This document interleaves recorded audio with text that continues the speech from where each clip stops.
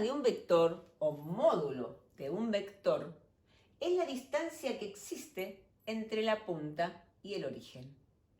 Pero si vos te fijás, acá nosotros podemos pensar en un triángulo rectángulo, ¿no es cierto?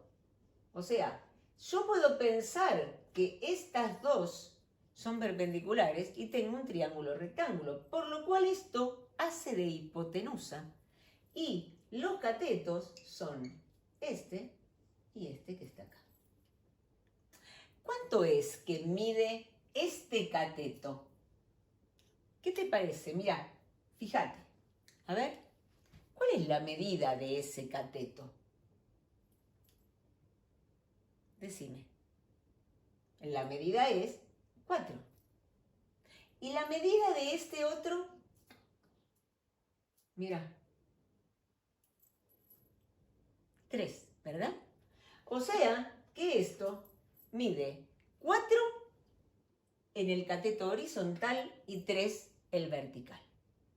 Si vos estás trabajando con la hipotenusa, de acuerdo al teorema de Pitágoras, vos podrás decir que si yo hablo de la norma de AB, que se escribe así, norma se escribe con 2 barras o módulo, es la distancia entre A y B.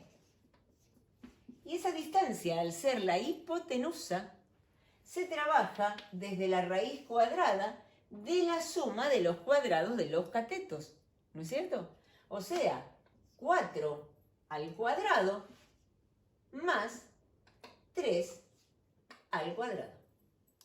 ¿De acuerdo? O sea, si vos haces la cuenta, esto es 16 más 9, 25, y podés decir entonces que la raíz de 25 es 5. Y esa es la medida del vector AB, la longitud del vector AB. Si vos trabajás con la misma escala que teníamos antes, esta escala, que esto tiene esta distancia, vos fíjate que podés marcar esa distancia 1, 2, 3, 4 y 5 veces. ¿La ves? Por eso la norma de un vector es su longitud. Es la distancia entre el origen y la punta. Pero entonces, en forma de definición, genéricamente, vos podés decir que la norma de AB es la raíz cuadrada de la suma de los cuadrados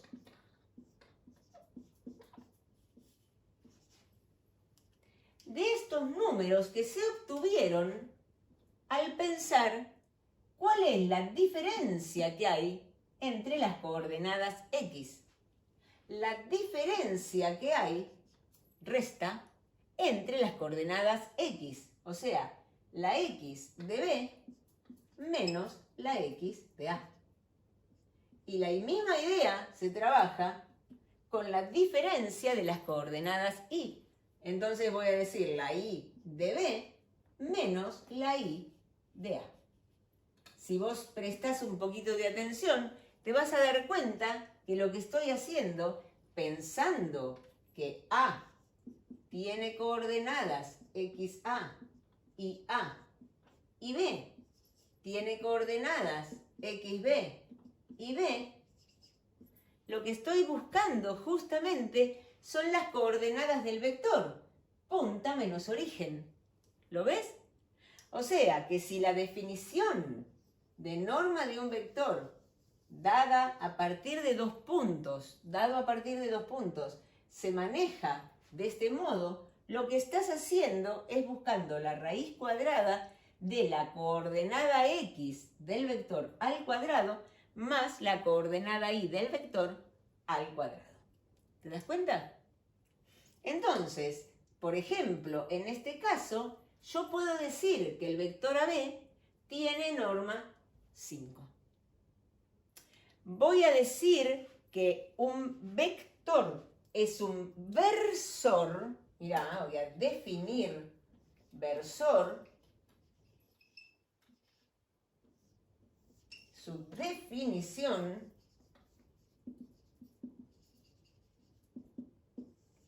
como el vector cuya norma es 1. O sea, un versor es todo vector de norma 1.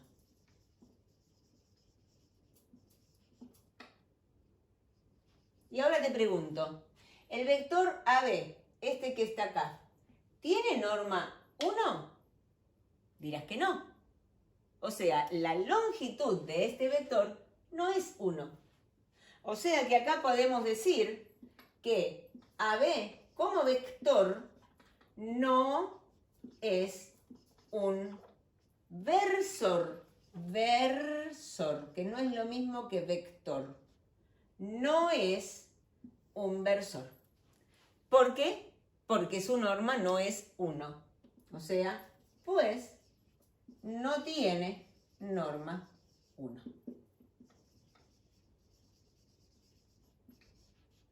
No tiene norma 1. Ahora, si vos tenés un vector que tiene norma 5, ¿cómo haces para llevarlo a norma 1? Lo tengo que acortar en este caso, ¿no es cierto? O sea, si lo tengo que acortar, lo tengo que multiplicar por un número, en mi caso, menor que 1. O también podés pensar en que vas a dividir la longitud por 5. Pero dividir por 5 es lo mismo que multiplicar por 1/5. O sea, si yo quiero transformar este vector que no es un versor en un versor, tendría que multiplicarlo por 1/5. O sea, dividirlo por 5. Y 5 es la norma. Entonces, la idea es esta. Para hacer que un vector que no es un versor lo sea, el proceso que tengo que hacer es un proceso de normalización. Normalizar un vector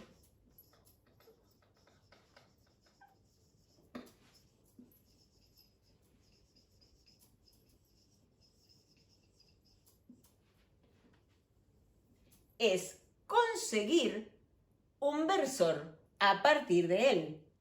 O sea, dado un vector que no es versor, yo voy a decir que ese B, que le pongo como una B de versor ahí arriba,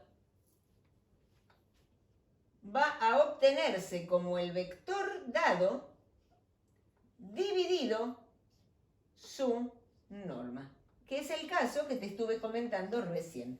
Si a este vector yo lo divido por su norma, lo estoy achicando, o sea, lo llevo a norma 1.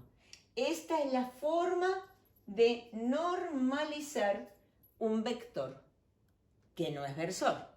En este caso, por ejemplo, ¿cómo voy a decir que normalizo el vector AB? Lo hago versor. Voy a decir que trabajo con el vector AB dividido su norma. O sea, el vector AB, que es de coordenadas 4, 3, dividido su norma, que es lo mismo que pensar que lo multiplico por 1/5. Y acá estoy multiplicando un número real por un vector. O sea, es 4/5, 3/5. ¿Entendés? Y aquí lo que hice fue obtener la normalización del vector AB, que no era versor. Y vos dirás, ¿qué es este tema de buscar versores? Los versores son elementos súper importantes para poder definir un vector con otro tipo de forma. Fíjate, nosotros podríamos decir que en este caso estamos teniendo un vector de coordenadas 4, 3. Mira. La idea de trabajar con un vector que no se encuentra en el origen de coordenadas es compleja. ¿Por qué? Todo lo que vos podés hacerlo digamos, tomando representantes, digamos, en forma infinita. Dijimos que si yo tomaba el vector 4, 3, estaba tomando un representante del vector y representante, digamos, de los infinitos vectores equipolentes al vector dado. Entonces, si vos trabajás con este vector, a los fines de las propiedades y las relaciones que se verifican, es lo mismo trabajar con el vector AB que trabajar con el vector representante de él en el origen de coordenadas. Yo voy a defino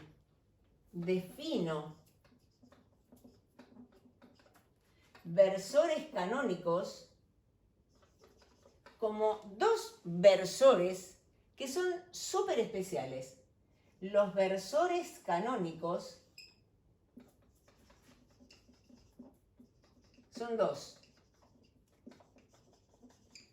El versor de coordenadas 1, 0, que se llama I, mira cómo se llama, I, y en vez de un puntito le pongo una B, y J, que en lugar de un puntito le pongo una B de versor, que tiene coordenadas 0, 1. ¿En dónde se ubican esos versores? Aquí. Se ubican en el 1, 0 aquí, este es el I, y 0, 1, este es el J. ¿Te das cuenta? Ahora, si yo solamente miro el vector verde, que es el vector representante de todos los vectores equipolentes al vector original. Mira, trabajemos con ese vector que tiene coordenadas, el vector B, 4, 3. ¿Cómo podés obtener este vector que está aquí abajo? O sea, a partir del I, que es este vector, habría que alargarlo 4 veces, ¿ves? Para poder llegar al vector que está aquí debajo. Fíjate. O sea, si yo pienso en el vector 4, 3, ese vector 4, 3 se puede escribir como 4, 0 más 0, 3. Pero el vector 4, 0, que es este que está acá, se forma multiplicando el versor I por 4. O sea, 4 por el versor 1, 0, si querés. Más, y este que está acá, se halla multiplicando este versor, por 3. O sea, sería 3 por el versor 0, 1. Mira, acá vos tenés 4 por el versor I, el nombre del versor, más 3 por el versor J. O sea que aquí ves que este vector que está escrito en forma cartesiana, porque tiene sus coordenadas cartesianas, lo tenemos escrito acá en forma canónica. O sea, esta es la forma canónica del vector B. porque se escribe a partir de los vectores versores canónicos. Y esta es la forma cartesiana. ¿Por qué? Porque tiene las coordenadas cartesianas X, Y. Entonces, tanto yo te puedo decir que el vector B se escribe como 4, 3, como puedo decirte que el vector B se escribe como, mira bien, 4 por el versor I más, mira, estoy sumando, acá va punto y coma, 3 por el versor J. ¿Te das cuenta? O sea, lo estoy escribiendo utilizando los versores canónicos. O sea que indistintamente nosotros podemos mencionar al vector B de coordenadas 4, 3 o 4 por el versor I más 3 por el versor J. Muchas veces en las tipografías, como no se tiene este símbolo, vos vas a ver que se escribe 4i más 3j, pero en realidad se refiere a los versores canónicos I y J, aunque no tengan el simbolito de la B de versor encima de la letra.